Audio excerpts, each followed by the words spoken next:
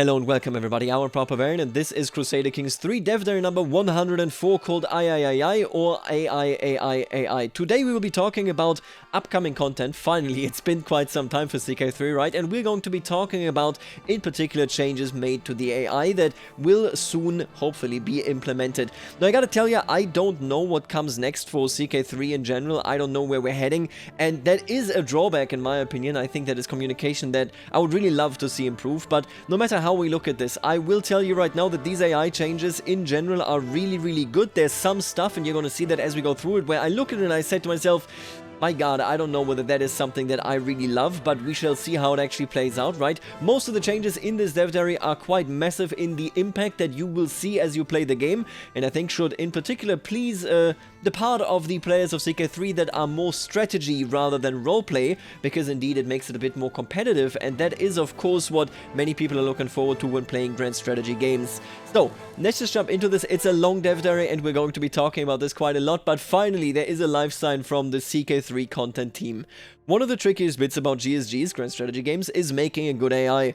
We've had a lot of discussions and threads in various places across the community, and we understand that there is room for improvement.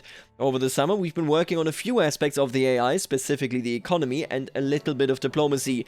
We have not focused on warfare, except for one thing which we'll get to later.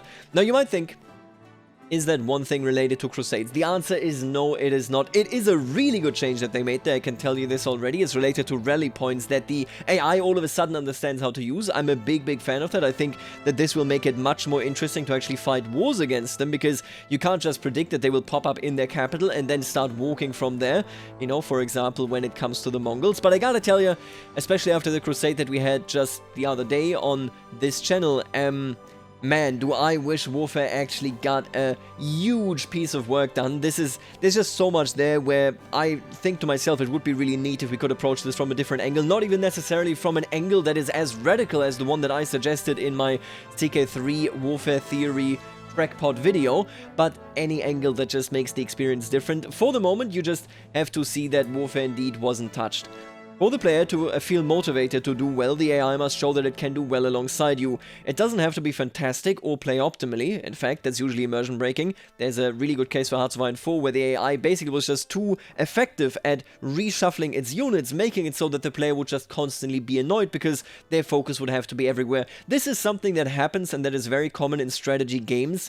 I'm not saying, oh my god, the AI is too good if they did it the other way, but there's a difference between challenging and annoying, and I think this is exactly what they mean here.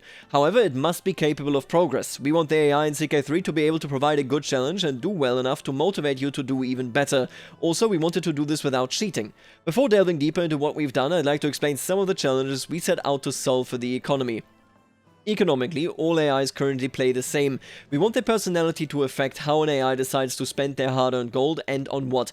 Big fan of that. The more decisions are based on the actual characters in charge, the better it is.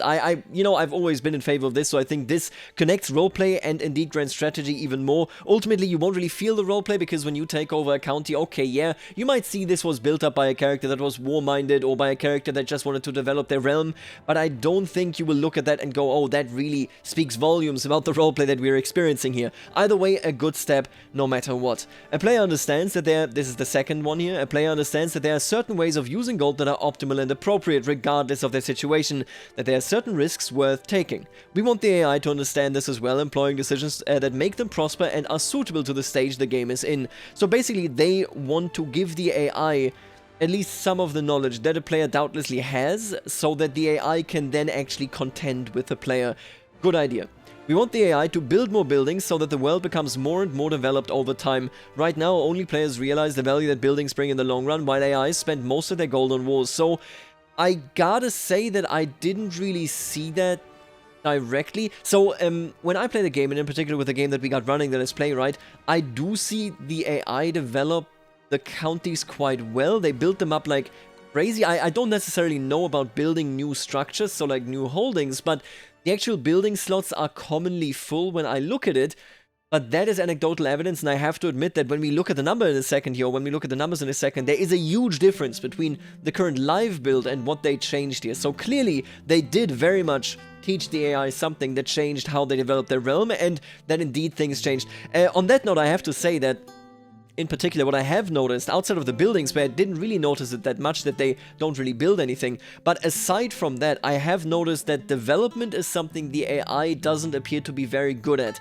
I'm talking, for example, about the fact that, you know, when you look at the game that we're currently playing with the Empire, with the Holy Roman Empire in France, and with the capital being in Carcassonne, the AI doesn't actually build up the development of Carcassonne. If I fast forward 200 years, I just go into observer mode, right, I will see Carcassonne still very much behind. I don't know whether they actually ever push development to begin with in a county. But yeah, that is something that I did notice. Well, either way, they are now building more efficiently. The power of a ruler lies within the domain. That is the fourth challenge that they are facing.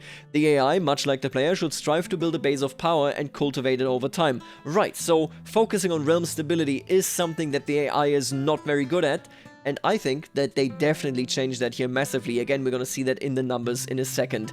And here's some of the challenges we set out to solve for diplomacy. AI realms tend to fall apart and never reform.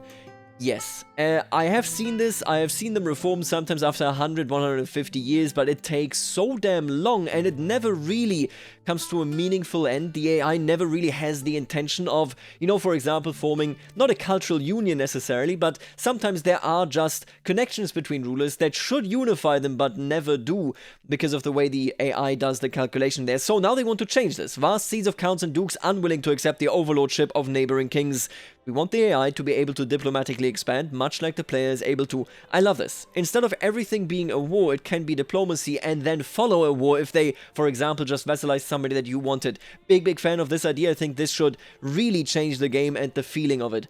A stable realm is a prosperous realm, and there are many tools for achieving this. The AI should not hold back when using available methods of stabilization, be they diplomatic schemes or underhanded council actions. Big fan of this as well. Giving the AI the actual tools of the player. Big. I mean, it always was there. Clearly, the AI was underutilizing it, was not doing what would have been good for the game and for the feeling of the game, and now they do. Big fan that this is actually being addressed here this early as well into the CK3. Well, okay, this early, 2 years, right? But at this point in the CK3 life cycle, rather than, for example, with Stellaris fairly late into the game's development cycle. I can't talk anymore. The AI should also, this is the last challenge for diplomacy, the AI should understand that tyranny is sometimes appropriate. My god, do I like this. Everything the AI does is non-tyranny guided right now. This will change. You're going to see this in a second. And then for warfare, in real life, the Mongols were an existential threat. Currently, in CK, they are not. We want them to be. There's one pivotal change that enables the ability to gather armies closer to their target.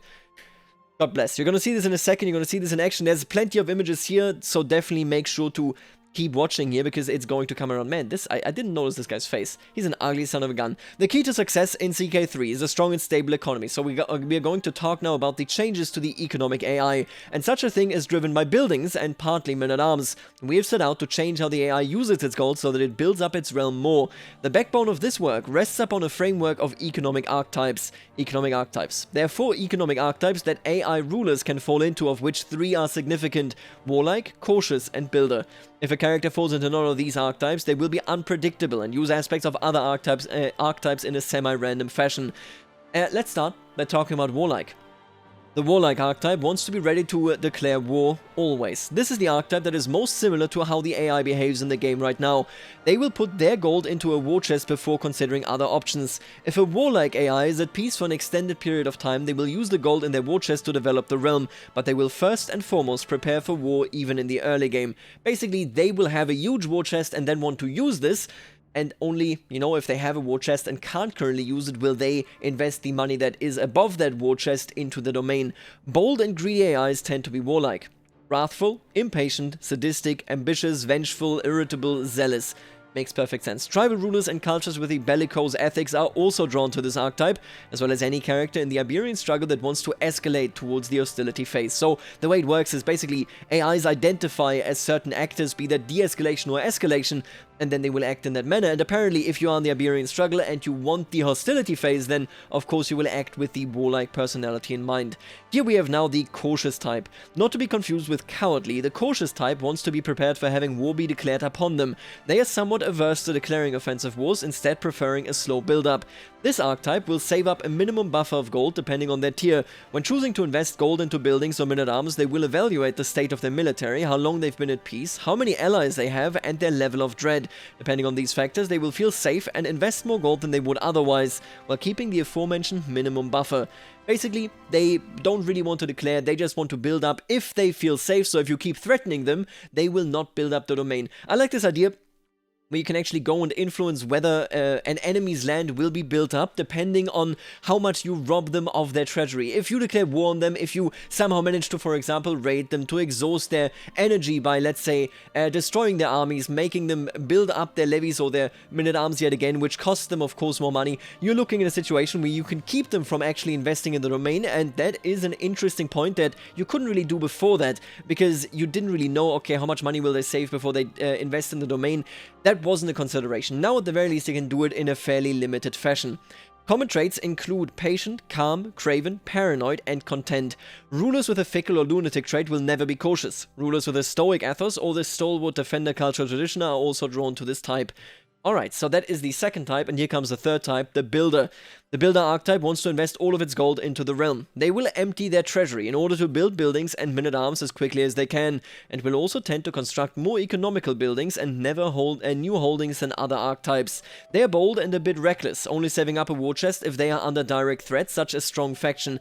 I'm curious how they determine whether they can properly determine that they are under threat. You know, in Stellaris, for example, they added this thing where if somebody is willing to declare war against you, that gives you a notification, depending on your intel level, that says somebody's declaring war on you, or this exact empire is declaring war on you on this date, right? If that was a feature in, for example, CK3 as well, which also kind of reminds me actually of Diploplays, because that is an announcement of wanting to declare war, right? But if that was a feature, then this type could prepare much, much better than if I just, out of the blue, basically decide, okay, I will declare war against you. Well, anyway, let's just hope that this indeed has a pretty good consideration right there.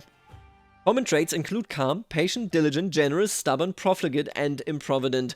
Where warlike AIs tend to want to expand their realm, the Builder wants to build up their domain. Rulers with a domain focus also tend to fall into this category. So here you can actually influence whether a child of yours that holds a title is likely to be warlike, or likely to be a builder, even if they have a warlike personality. If you give them a stewardship education, they're more likely to take the domain focus, which will then make it so that they would get the builder type rather than the warlike type that they would maybe commonly have. And then last but not least, well, maybe actually least, we have the unpredictable type.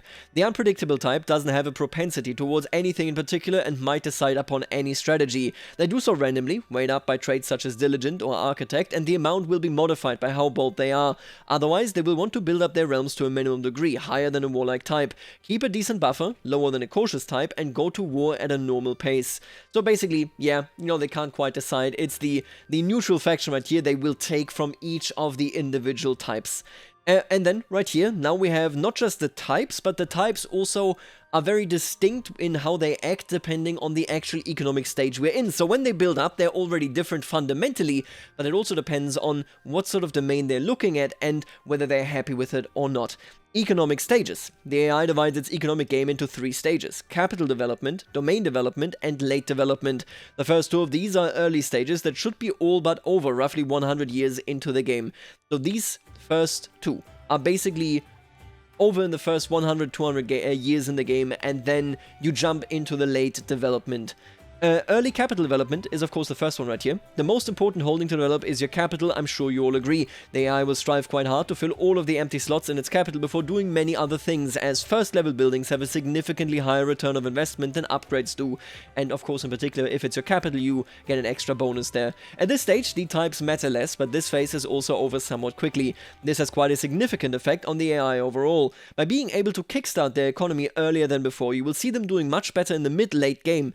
In the current version, you see a lot of provinces with open building slots well into the late game. Even places of prominence, such as Paris, can sometimes be devoid of buildings. After these changes, this will be exceedingly rare. See, I can't say that I have noticed, for example, Paris or other very early feudal or, well, game start feudal places to actually be empty in its building slots.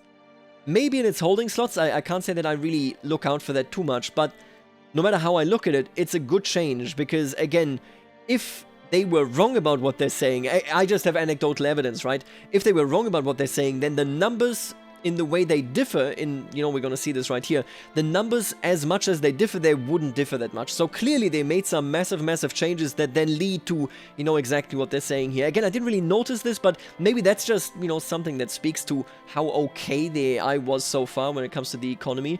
Either way, they have improved it. Early domain development follows after building up the capital, like for example Paris. In the second stage, the AI wants to develop its secondary counties by constructing first-level buildings there too. Truth be told, many AIs elect to buy men-at-arms or keep developing their capital during this phase, as the choice of what to do construct is semi-random and weighted, but this really just results in more powerful rulers overall. At this stage, the archetypes are manifesting, with warlike AIs saving war chests, albeit for shorter periods than in the later stage, cautious AIs saving up buffers, etc. When first level buildings are present in an AI's entire domain, they move on to late economic behavior. So first you build up your personal capital, then you build up everything in your domain, and then after you've done that, after you've built the first buildings there, and I gotta fly here, it's very annoying. After you build up the first buildings there, you move on to the later economic behavior. Let's take a look at this. During this stage, the types will manifest fully. Builder AIs will constantly build up their realm. Cautious AIs will want a buffer, allies, and a powerful military. Warlike AIs will only invest their gold if they've been at peace for many years, and so on. Interestingly enough, despite the AI being disincentivized from declaring frequent wars, previously all AIs were constantly gearing up for war, there are no fewer wars in the world. The wars that are declared are, however, more intense and exciting, as the AIs are generally more built up and have a stronger economic backbone. Of course, if you have more power to throw around, then there is more to actually have when the war comes along, more to fight with and more to destroy. While the economy part of this update isn't the only thing contributing to what you are about to see, here's a comparison of the live version of the game compared to the upcoming update. I really wonder what exactly the changes are that they made other than AI. The sample size is 200 years and there are no major deviations except the Mongol Empire not having collapsed yet in the live comparison. Right, let's take a look at this. So, when we check this out, there are some things to keep track of. Counties' total amount is of course the same, but when you look at these counties, you can take a look at how many free building slots still remain, and you can see that all slots filled is significantly increased here. Counties all slot filled. That is really strong. That is very good. I mean, that is a crazy increase indeed. Counties combined building level 5 plus, 7 plus, 10 plus. So basically when you count the building levels together, then this is what you get. You can see the differences here as well. That level 10 plus is significantly higher than it is in the live version, and same goes of course for anything beyond that. It's the amount that was spent to get to higher levels if you add them all together in one county is very much significant. This means the AI will have more money, will have more troops, will have more capabilities to resist a late game empire of a player. And that's where I sort of see a pitfall in this. I think this is good. These changes were being made so that you could play in a competitive atmosphere even beyond, you know, let's say for example 1200, where you might already conquer the world.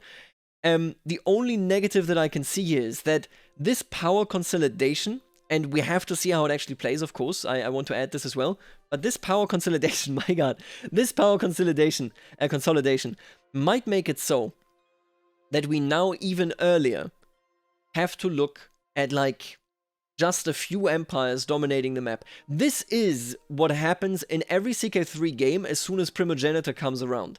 As soon as you no longer split, and as soon as dynasties have been sitting on thrones for a while and become fabled and glorious and so on, which means that they are more respected, they have more prestige, more fame, they have more dynasty perks, which then also means that they have it even easier.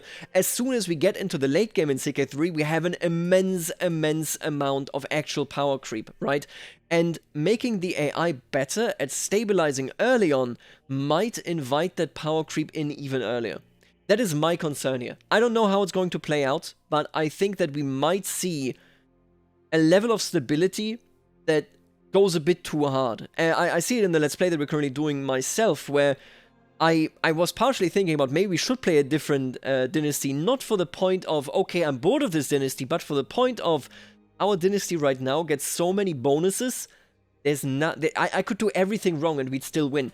If we look at this, where all of a sudden they have so many more buildings, they have so many more building levels in their domain holdings, right?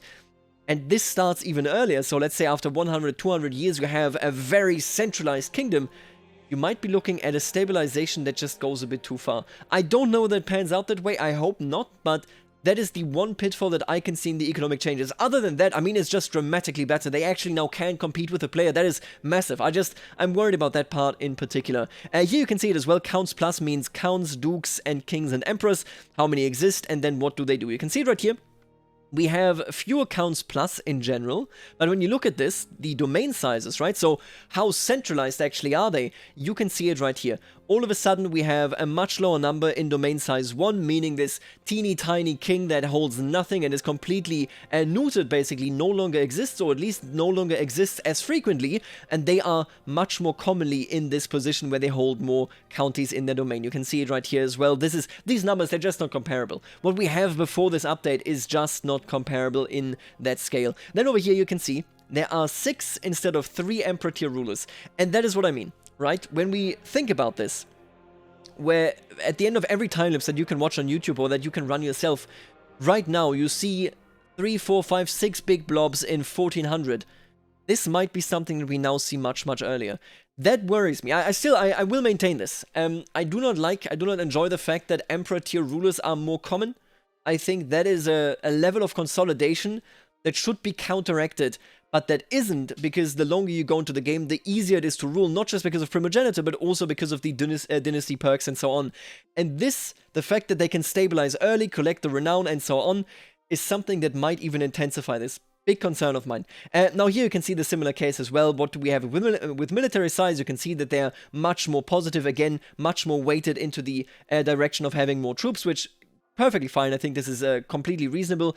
You can see that there are more wars going on, so this is not actually an issue. It's not something where the wars aren't occurring, and this, at the very least, if we have more consolidated realms, to me sounds positive, because it sounds like they at the very least aren't at like Crown Authority 3 already, which Crown Authority 3, if you are not aware, basically implies, okay, we're looking at a situation where vassals can't wage war against one another unless they have a hook on their liege. This would mean if they consolidate too much, nobody could declare war, we would have fewer wars. But instead, we actually don't have fewer wars. So this isn't really that big an issue that I think we can dismiss quite easily. Then right here, you can see how much money they have. Yet again, you can see that it is shifted towards the top. You can see the income as well. Well, not shifted towards the top, but there are more people that are actually earning a good amount of money than they were previously. And you can see it right here. The same amount of bankrupt people, despite this build right here, 1.70, actually having more people that are active, so you can already see fewer people go bankrupt overall, and then they are shifted here more towards having a higher income. I don't want to move it again, but you can see it right there. 7 have 2,000 plus gold in their treasury right now in the life build, and 14, so twice the number right there. I think these changes generally are good. I'm not saying anything against that, right? My issue is just that TK3 has an issue with early game stability for AI realms, but the longer you go, since you have this massive modifier stacking going on in dynasty legacies, in cultural traditions, in, for example, buildings, in all of that stuff, since you have modifier stacking going on, you're looking at a situation where they will ultimately then actually just blob together, right? And this gets sort of intensified, gets simplified for the AI by virtue of them being better at economy. Am I saying don't make them better at economy? I'm not saying that, but I think the power creep just got a bit more buffed, and I personally, I'm not in love with that. I think that this might produce a situation where you can play competitively in single player against the AI, even late game, but I do also think it means that you're looking at a situation where you just get some big blobs so that they can be competitive, but yeah, it's not exactly how the Middle Ages... Listen, Europe wasn't just 3 blobs, okay? That's all I'm saying. Anyway, that is just my concern here. I hope you understand where I'm coming from. Let's move on towards diplomacy. There were some really interesting changes here for sure that I think are actually generally just positive. I think they're purely positive. One of the AI's faults is that it underuses the tools given to it. Oh, they're almost entirely positive, okay? Let me phrase it like this. Given to it. Choosing to use them only sporadically and without much direction. The AI acting out its personality is all well and good, but in many instances, personality didn't even matter at all. For example, when choosing to revoke a title. We've done many small things that together add up to a vastly improved experience. Yeah, I can only agree right here. Domain consolidation. The AI is now going to strive towards having a strong capital and domain, prioritizing first and foremost the consolidation of lands within the de jure capital duchy.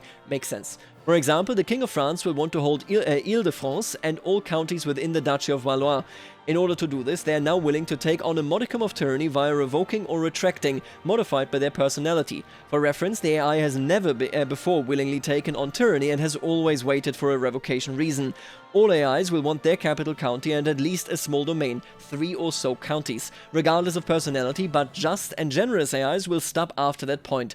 Depending on the AI's rationality, they will be willing to take on more or less tyranny. Wise and rational rulers will want to let their tyranny decay completely before taking a tyrannical action again, while more irrational rulers are willing to keep their tyranny high in order to consolidate their domain. I really enjoy this. Until, or unless I should say, you gave your ruler a reason to revoke a title from you, there was very little threat that your liege had against you, because the AI wouldn't just imprison you with tyranny, they wouldn't just revoke from you with tyranny, and so on and so forth. They would wait exactly for them to have an actual reason, meaning you as a player very rarely, I think, actually had to care for this. And this is quite interesting to me, because what we have now is that not only is the AI stronger and better at what it does, the AI is also in a position where they can surprise you, where they can say, hey, you know, listen, I don't have any tyranny right now, I'm gonna revoke this. Yeah, it costs me tyranny, but screw it, I'm gonna do it. And that might put you in front of difficult decisions, making vassal gameplay more interesting. I like this change a lot. I think it's really, really good. I just hope, and from the numbers so far, it seems like the AI is actually very good at evaluating it, right? Because otherwise they wouldn't be so stable. I just hope that the AI understands when it would trigger a terrible war it can't win, a tyranny war, and when it can viably do it. I like that finally the personalities actually have a difference there. We had kings in, for example, our Let's Play as well, that started revoking stuff because they had reasons completely regardless of whether they actually cared for those people, whether those people were good or bad vassals. They just did it because if you have a reason, you better use it, right? Now they change this and the AI actually takes its own personality into account. Big fan of this without a doubt. In order to consider revocation, the AI looks to its reserves of gold and military strength, making sure to not get into tyranny wars it doesn't think it can win. Of course, it still happens that the ruler is overthrown by a tyranny, but it is rarer. I would like you to keep this in mind. Keep tyranny wars in mind, because it is a similar case to a criticism that I have for the new diplomacy options of the AI. I think you're gonna know what I mean in just a bit. Relationships are also accounted for, so for example, friends, lovers, children are not under threat of being revoked. In practice, this means that the average AI ruler is much more powerful, and you won't see things such as the King of France being content with having one single domain county in Brittany, just because they don't have a revoke reason on the current ruler of Ile-de-France. Big fan. Again, I think this turns things to a much more positive angle here. This is the sort of stability that I would like to see. They can, you know, now actually follow their characters, and you will see the impact if you play a vassal. In my opinion, this makes vassal gameplay all the more exciting. The AI has also been taught to revoke secondary baronies in the counties it owns, which is especially useful for clan rulers as they can hold temples. This makes it so that much of the clan sphere has a stronger economy, especially early on, and is able to match European and Indian feudal realms, which generally have more favorable terrain. I hope this pans out, because man, that almost sounds like basically, you know, since you can revoke baronies without tyranny, without incurring any penalties, this almost sounds like exploit using. It's not an exploit, of course, but I'm just saying, if they just always do it, if they always play optimally here, man, that sounds kind of annoying. But it should be something that actually works and makes the AI competitive. I hope in particular, and they say it further down below as well, I hope in particular that this means the Muslim world can actually withstand the Christian onslaught in a much more competent fashion, right? Vassalization is the next point here. One of the things that we've changed a lot is how vassalization works and how the AI uses it. This isn't a pure AI change, as we've also rebalanced all the modifiers that affect whether a character wishes to accept your overlordship or not. A sub-goal here was to make vassalization into a viable alternative to military conquest, while also dialing back the most powerful sources of vassal acceptance and adding more interactive modifiers. While I won't go into all of the details here, I'll say that the modifiers from Diplomatic Court and True Ruler have been lowered. The modifiers such as Average Powerful Vassal Opinion, I love this one. If the vassals inside his realm that are powerful like him, obviously he's a good overlord, right? I love this so much. This is really good. Big fan that this actually is now much more meaningful, have been added to promote alternatives to only being militarily powerful. We've also tweaked the opinion modifiers for clan rulers, so that feudal rulers don't have a fundamental advantage when it comes to vassalization by offering lower contracts. Yeah, that was definitely an advantage right there. The AI will now much more frequently check if neighbors would accept vassalization, and they will actively seek to sway or befriend neighbors if the AI considers them targets for diplomatic expansion. This is good. This is just, what do you want me to say? This is great. Finally, the AI is actually capable of doing that, of utilizing it as well. It's a really good rework, really good revamp that makes it so that the AI can actually compete with you on just a fair level, right? Again, their target was not cheating or no cheating, and this indeed feeds directly into that. In practice, this means that areas stay shattered and stagnant for less time, while also creating more interesting realms where different cultures and even faiths are represented in the vassal strata. As an example, you might see a great unifying sultan appear somewhere in Persia and diplomatically sweep up the remains of a shattered Seljuk empire. I like it. What do you want me to say, right? It's really good. We have a new calculation right here, and they're not giving a religious exemption. This is clan vassalization. Let's take a look. Base reluctance, -50. You're not his rightful liege, -20. Difference in military strength, +13. I like that it actually gives you the max on the right there in brackets as well. Your powerful vassal opinion of you, +12. Huge. Really good. He belongs to your dynasty. You speak the Iranian language and paranoid, -20. And then Amir Malik Shah's opinion of you, +57. Opinion really does seem to now have a massive impact there. I mean, think about it. +57. We sadly can't see his opinion of us here. This very likely means that opinion is counted 1-to-1. So he has an opinion of us +57. Rather than, for example, +60 would give a +30 modifier. I'm pretty sure it's 1-to-1, and that is a big buff, and it really shows that now having a ruler that is charismatic, that manages to get people to believe in him, matters all the more, rather than just having a very good diplomatic court. This is a good change. Now, the next one is the one where I'm not critical, but where I'm worried what this might mean for the player having the right tools for a challenge, right? That is the topic of Holy Wars, and again, please keep Tyranny Wars in mind here. I think this directly ties in together where my criticism comes from, but let's study it. As it turns out, rulers of the same faith as a defender in a holy war would never join in their defense, despite the game claiming they would. This is our bad. A set of triggers were looking at the wrong character, and thus no one would consider joining. This is now changed, and we've put some effort into ensuring that the rulers who join up against you feel right. Protecting the boundaries of your faith is important, and the AI is now aware of this. Depending on personality and economic readiness, they will now assist their brothers in faith against encroaching heathens. Zealous and bold AIs are the first to join, while you can be certain that cynical and cowardly rulers will not. Vassals of your target won't join, though vassals of neighboring rulers might. Generally, you need only look within the immediate areas you declare wars. Extremely zealous rulers, though, might decide to join in from further away. In practice, you have to prepare well before declaring a holy war, but taking stock of your neighbors will help you here. Personalities are telling, so you shouldn't be overly surprised when someone aids your target. From a game perspective, this makes it much less likely for the Middle East to be completely overtaken by either Catholics or Orthodox Christians, which seem to happen in at least 90% of all Observer games that ran until the end date. Major religious upsets are now rarer, but when they happen, they are all that much more likely to stick, as they have probably been launched by a strong ruler during an opportune time.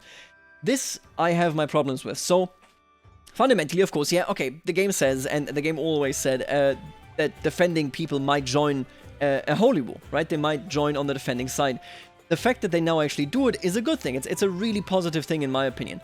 The problem for me here, fundamentally, is that there is no visibility other than you clicking through character sheets. What I mean is that, okay, cool, now actually, as the game said they would, people will join on the defensive side of holy wars. This is really good. I like this. But since this is dependent on their personality, you can't see this anywhere in the UI. If somebody has an alliance, right, you will see this directly. Okay, these people might join. If they are not busy, you can then see whether those people are busy. There you go. You know who you're going to be facing. I'm not saying that we need to know 100% who we will be facing in any given war. But what I am saying is that the two alternatives that you have here is you look at every single surrounding ruler and their vassals to see who may want to join in the defense in that holy war, and then you have an understanding of what you might actually be facing. You have to do the math manually and so on, or you don't know it and it's a cat in a bag, right? So like you don't actually know what's going to happen. It's completely uncertain and you have no viable tools to find out. This is the same case for Tyranny Wars. If you revoke somebody, you get Tyranny, and it reads if they indeed, you know, resist, if they don't agree to the revocation. Other disgruntled vassals, I think this is word for word how it's phrased, may join their war. My point here ultimately comes down to the fact that if you have a mechanic that challenges you, like with the Tyranny Wars, where obviously you need opposition if you revoke something that, you know, isn't justified, or with the Holy Wars, where it makes sense to join in the defense of your brothers in faith, you should have at least a vague understanding of what you might actually be facing. Having no understanding whatsoever, or having to look through your vassal list manually, having to look through every single other ruler in this general area, right, to really understand whether their personality may join or may not join, is something that I think is very bad. It makes it so that either you're completely unprepared or you have to do really, really tedious legwork to fully understand it. I would like it if both Tyranny War threats and, of course, the situation of, you know, the Holy Wars, if they gave you a vague understanding of, you know, who might join, who you might be facing, what might be going on here. The fact that these are completely either no knowledge whatsoever or you do the manual legwork is something that I don't think is good. I like that we are now actually, you know, we now have to face basically a wall of enemies. Hopefully they can actually join us as well, by the way, if we are defending in a holy war. I like this. I think that is a good approach.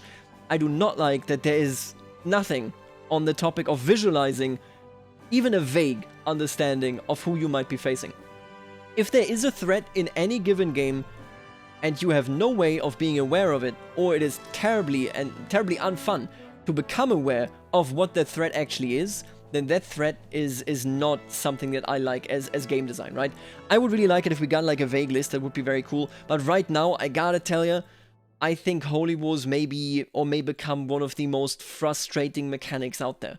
Because you will not be able to tell what is going to go on unless you do the super tedious busy legwork and actually check everybody around you. And even then, there's a good chance that you get surprised and so on. Having no indicator of what is happening, I think, is not good. When we look at Victoria 3 Diplo plays, for example, it's very clear where people are leaning. It's not clear whether they will pick a side eventually, right? But it's clear where they're leaning, and you can anticipate that in a vague way. Right now, with Holy Wars, unless you do the manual, you know, labor there's no way for you to know who might actually be leaning towards joining, who might not be leaning towards joining. And I think that's not good. Generally, we've discussed this in my communities and various communities as well, that the Holy Wars were bugged. But even back then, I argued against enabling people to actually join the defensive war unless we were looking at a situation where you can anticipate that, at least to a certain degree. If you can't anticipate it at all, that sucks. You don't have a choice to actually react to a threat. You will just lose that Holy War, and that will feel incredibly frustrating, and I don't think for the right reasons. So that is my main criticism here, actually, with the AI changes. As much as I like most of the other things that are happening here, and am maybe concerned for blobbing a bit, the Holy War stuff just makes it so that it might just become my least favorite CB as it is, because it makes it so that you won't know what's happening unless the odds are overwhelmingly in your favor to begin with, right? Why would you declare a war where you have no idea what you're actually facing? It doesn't really make any sense. Anyway, let's talk about realm stability. AI rulers should now be somewhat more aware of the state of their realm and proactively try to improve its stability.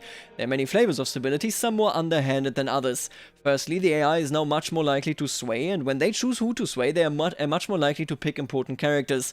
For example, they will sway their realm priest, spy master, and angry powerful vassals much more often, and also keep swaying them for a longer time. This also goes for the befriend scheme should it be available. In the comparison screenshot at the end of the economy section, you'll note that there are significantly more AIs with bishops, realm priests who endorse them. We can see that right up here. I believe it's here. Counts plus not endorsed by bishops, 314 in the live build, despite there being, I mean, actually there are more counts, but this is almost twice the number compared to the one in 1.7.0, where many more people all of a sudden made it so, you know, that their realm priest endorses them. It's a really good change, and I think, yet again, makes it so that playing an internal vassal becomes much, not harder, but much more interesting.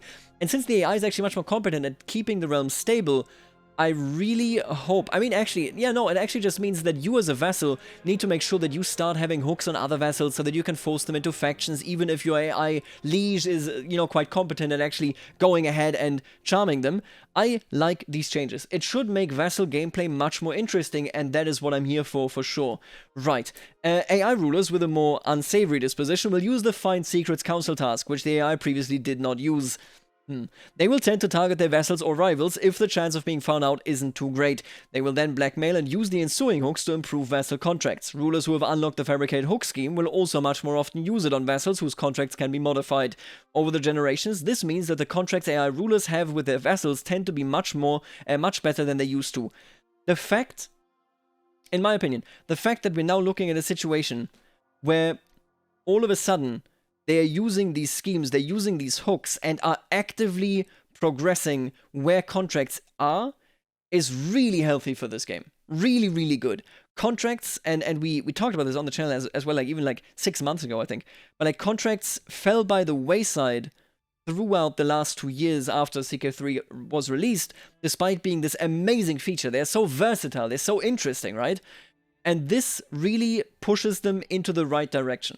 The more the AI engages with the system, the better it is. These are great changes. Realm stability here should make vassal gameplay that much more interesting, that much more important. They will revoke against, even with tyranny, making it so that all of a sudden you could be surprised by one of those wars. They may be in a position where, you know, they're spying on you. They find out your secrets. They really try to change the contract here. I am a big, big fan. I think the implementation here really is very positive. I'm actually quite unhappy that I probably can't use this for my current playthrough, although I think we're fine anyway. But man, these are some good changes to make vassal playthroughs much more interesting. In general, we have taken a pass on when AIs will use certain council tasks. They will avoid certain things completely, using bestow royal favor on vassals of vassals, and more proactively switch to tasks that support them in the short term. Support schemes when any hostile scheme is active, organize army when gold is running very low, etc. There's a whole lot more than that we've taught the AI to do, most of them small, but small things add up. They will send non-primary children to be educated by vassals they want to appease. I love this. Actually, non-primary children being educated by vassals is something that you never get in the current version, but it is such a quintessential part of, you know, medieval vassal relationships. Huge fan. It is 15 opinion per child after all. Make the children learn the languages of their subjects to prepare them for a smooth succession. Hire seneschals if they have more than one county with very low control, etc, etc. It really does add up. This stuff is really good. I mean, it may lead to a situation where your vassal says, hey, you want to educate my kid in exchange for being a loyal vassal? And that is something that currently, that dynamic is completely missing. Big fan of the implementation here as well. All of these changes lead to AI realms being more stable and better at recovering from bad wars or messy successions. Of course, there's still a lot of the hallmark CK3 chaos that we all know and love. It's just not all there is now. Let's compare two areas, one from the live version and one from the upcoming update. They are 200 years from the game start. In fact, these are the same saves used for comparison stats earlier in the DD. Right. I like, obviously, this map much more than I like this one, right? When you look at the update here, you can see that France stops falling apart, as it commonly does in the current CK3 version. Let's be real here. I just want to reiterate my worries about, even after just 200 years in the game, where you still have 200 years to go if you start in 1066, even after 200 years only, you may already be walking towards blobs. Then again, you know, I don't know. I really need to see this in action. I'm going to run a bunch of time lapses personally, privately, right? Because I would like to see whether, when we look at the changes made here, whether a strong France could counter, for example, a blobbing Britannia, right? The fact that France is strong might just very well counter the blobs, the mega blobs that may be created early on here. I don't know. I feel like I'm just hoping that not every CK3 game ends in a couple of mega blobs because they were so good at stabilizing, right? Either way, obviously, it's complete nonsense. No matter how you look at this, right? Complete nonsense compared to this. I would take the right image any day. Although, yeah, it puts us definitely in a position where we need to keep track of whether this might be too stabilizing. But rather than nerfing it, maybe more mechanics to lead to instability, to non-empire founding should be implemented. That is a different topic though. Right, now let's talk about the last question here. The last question are the Mongols. No matter what changes we've made to the Mongols in the past, they always fall on one single point. When they grow large enough, it takes them too long to march their troops to their target and thus lose too many troops to attrition and too much war score to time. We have taught the AI to raise their troops closer to the target of their wars. They will seek to raise in a safe county within their realm that is close but not bordering to the war goal. While this is the most impactful for the Mongols, all dukes or above rulers will now do this. Huge. This is genuinely massive. Such a simple change. I'm sure that like on the coding front, right, not simple at all, but such a simple change as far as the player perceives it, that is so much more effective. All of a sudden, big empires will be able to pop up next to you and say, hello, I'm going to destroy you now. This leads to exploits being much less common. Does it fix the issues that war fundamentally has? I don't think so. We talked about this before. I really wish that we also had gotten some good news about war here besides this, but this is a really good change in my opinion. More than ever, you must now seriously consider if you wish to submit to the Great Khan, because they will actually reach you. In addition to the new raising behavior, we have improved the way the Mongols pick their targets, making them less likely to gallop into the mountains of Tibet or immediately crash against a massively strong Byzantine Empire, and we have changed how successor khanates work. The Golden Horde, Ilkhan, and Chagatai, etc. were never long for this world after they spawned. There were many reasons for this. They didn't get a proper domain, no de jure lands, no gold, etc. While they still dissolve with some regularity, as they should, they now sometimes persist, and even thrive, as we've improved their starting positions by assigning them some starting resources, domain, and de jure land, depending on what they've managed to conquer. Really goddamn cool.